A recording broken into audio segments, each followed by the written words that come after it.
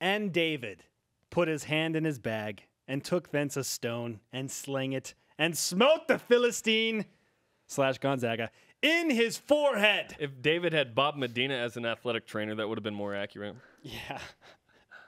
The man providing some of the stones, Skyler Halford, in studio. Skyler, 14 points, 2 for 3 from 3, 4 rebounds. Hey. Easy. Thank you, though. Thanks for coming on, man. It's great to see you. Good to have you back in studio. Great win, man. How you feeling? I feel great. Still on cloud 9, I think. Yeah, I didn't want to go to bed Saturday night. What time do you go to sleep? 4 in the morning. Yeah. No, honestly, I stayed tweets. up, watched the game over, and watched the SportsCenter highlights, and just sat thinking about it for a while and talking to my roommates about it. It was just a night that you won't forget. You know, it was really fun. Were you in the airport group?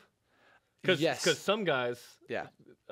caught a different plane the next day. Right. No, we came back Saturday night, and all the fans were there at the airport, and that was so much fun. I mean, I didn't think about it even, and then all of a sudden I hear I was on the plane with Coach Nashif, and he's like, "Oh boy, there's a bunch of fans there," and I was like, he's kind of like, "Darn, we're not gonna get out of here for a while," and I'm like, "Sweet, let's go! Like, this is awesome." So it was a lot of fun having all those people there, and we love the support, and BYU fans are great. It's 1:30 in the morning. I know. The Provo Airport probably hasn't been that excited since Oklahoma. 2009 Oklahoma. In 2009. When all the fans came out for that. How has your mentality changed as a player as this season has progressed, Skyler? I think from the beginning of the year, personally, just I guess maybe not as confident, a little unsure of myself and where I stood and what I needed to do. But as the season progressed, I continued to stay confident with myself and continue to work hard. And I feel like a lot of our guys, we've had some ups and downs, but I think we've kept that steady mindset of being positive and being confident with each other and as a team, and I think that's really helped us progress and helped us grow along the way. And I feel like we're heading in the right direction at the right time, so it's good. I remembered when the airport was packed like that after Gonzaga in 2011 in the NCAA tournament get to the Sweet 16. The airport was packed. I was actually at that. My wife made a sign for the sports information director who's in the room, Kyle Chilton. Name drop. Defensively, the season changed. You guys decided, okay, rebounding's our thing, and then all of a sudden you've won 6 in a row and held people under 70 or less the last 6 games. How did you guys do that? How did you play better defense the last 6? I think just as a collective group, everybody's on the same page. We have the same mindset. We all know what's most important, and coaches, he's preached to us that all of our guys on our team, we've all come from places where we've been big scorers. And, we've won games by scoring lots of points. But he was like, I need you guys to have that same excitement and same motivation as scoring points to get rebounds and get stops. And I think we've all bought into that, knowing that that's the most important thing for this team.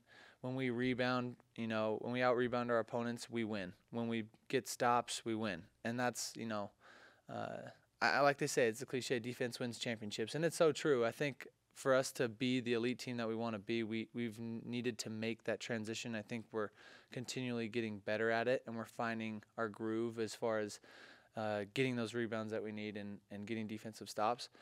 So I think we're progressing in that area, and it's been good for us. After a 6th straight win that included ending the nation's longest home win streak against one of your WCC rivals, Gonzaga, what was the emotion like in the locker room? Take us inside.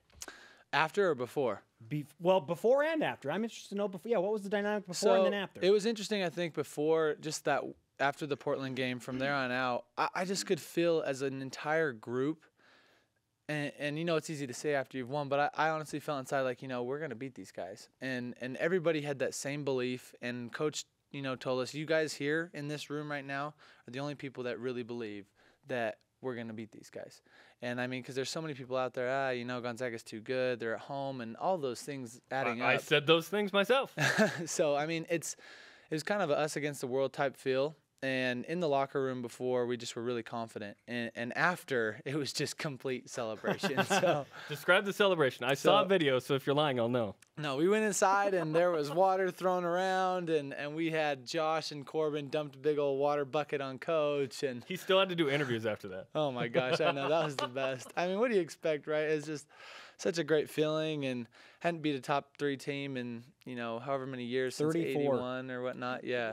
Amazing. And Amazing. so it was a great accomplishment for our coaches and for our team, and so we were just really pumped and excited afterwards. We celebrated for a good while. Okay, so I go onto the court and take this video, and after the melee, you see me, and you look at me, and you just scream and pump your fist right into the camera. You remember the moment? Oh man! Or was it just blend? Does it just blend in? I'm trying. I think was it right before we went and shook hands with their team and whatnot.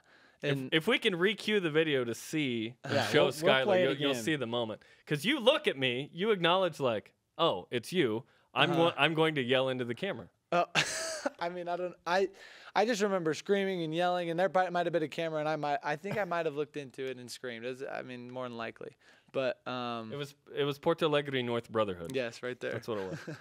Oh my goodness. And then Terry Nashif, I don't know if you saw this.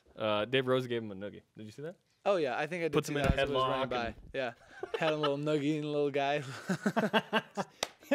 There's so many unique things about that celebration. Now, I do want to know, what was your mindset as you're watching Kyle Wiltjer throw up that 65-footer or whatever it was? What's happening in your mind at that point? Oh my gosh, I was just like, this can't be happening. Like, please do not go in. We've had enough of those going. We've had Deladova hit a half-court shot before and all these things. I'm just like, please don't have this guy have a bad game and then all of a sudden hit this huge shot. But I mean, it was right It was there. right on line. It's like Right. 2 inches off. 2 inches off the back iron, and as soon as it came off, just overwhelming joy and just excitement. And so yeah, I mean, nervous completely until the clock hit 0 and we knew that shot didn't go down. Yeah, I asked you the question after. I said, when did you realize you were going to win the game? And I was thinking, hey, with 5 minutes left, we were up 11. I thought, and you No. said, no, Yeah, when and- Wiltjer missed. Yeah, right when that ball went off and I knew it was not going in was the moment I was, you know, celebrating and knew we had won. But before that, you just never can relax ever. And with a team like that, they can come back so fast. With They the did it against St. Mary's. They were down 17. Yeah, and came back. And so, I mean, we've seen it. We know what they can do. We knew what they were capable of. And so, literally just couldn't relax until we knew the game was over and we had won. So, it was good. It feels like polar opposite feelings. You're 5-4. You just lost to Pepperdine, who you led by 16, and that was the front half of play. Then you go 8-1, the same thing that happened last year to get momentum going into Vegas. Can you describe the juxtaposition of those feelings? I think it's kind of a like your back's against the wall type feeling when we were 5-4, and we had a decision to make whether we wanted to kind of, you know, just keep letting things go the way they were going to go, or whether we were going to make a change, whether we were going to work a little bit harder in practice, or whatever it was that needed to take place, whatever we needed to sacrifice. And I think we did that, and we maintained a positive mentality within our team, and we never got down on ourselves, and we knew what we were capable of. We know what type of team we can be, and so we just took that mentality into each and every day in practice, and in these, you know, over the past 9 games, and we've been able to perform. So. Skyler, do you know which member of the media was still tooting the tournament train horn when you were 5-4 in conference? It's my guy. That's right. I was alone on Tourney that train. island, man. Good for you. Good for you. Yeah, now you're receiving the punishment. Oh my God. I'm gonna be wearing the Oh. tourney train hat the rest of the Clearly, week. clearly, the battle cry before the game was, "Hey, let's shave Jerem's I thought I head." heard that outside the locker room. Did that happen in the pregame? Yeah, that was our motivation. Yeah. Shave Jerem's head. Oh! It's really happening. Will you stick around and participate? Oh, of course. I'm Okay. a little nervous. Never bicked anyone's head, but No, we're not doing that. oh no. We're just buzzing it. Okay. We're not going to use. Someone brought up a razor and shaving cream. We're not using this. We're not using this. No. I hope I don't bick it. You know, everybody's going to stick around for this. Jerem Jordan gets a new hairdo on BYU Sports Nation. Skyler Halford, one of the men of the Don't hour, put in this- the house to help out with this the on. festivities.